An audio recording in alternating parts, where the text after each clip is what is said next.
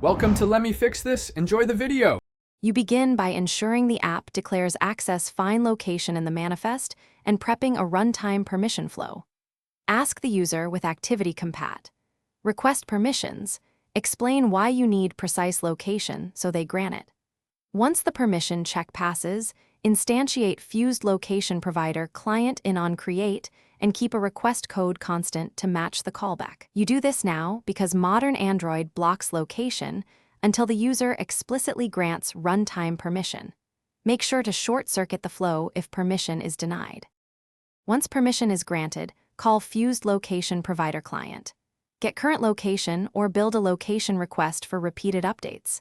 You choose Get Current Location for a single, quick fix. Set priority to priority high accuracy when you need GPS-level precision.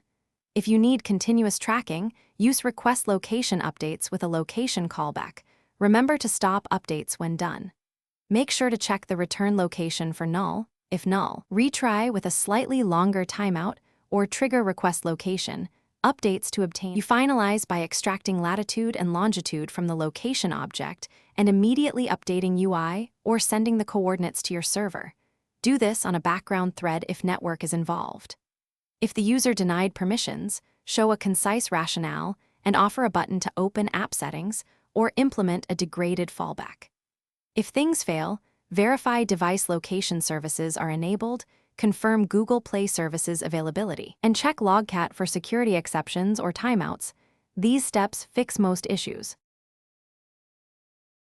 Thanks for watching. If you found this helpful, don't forget to like and subscribe.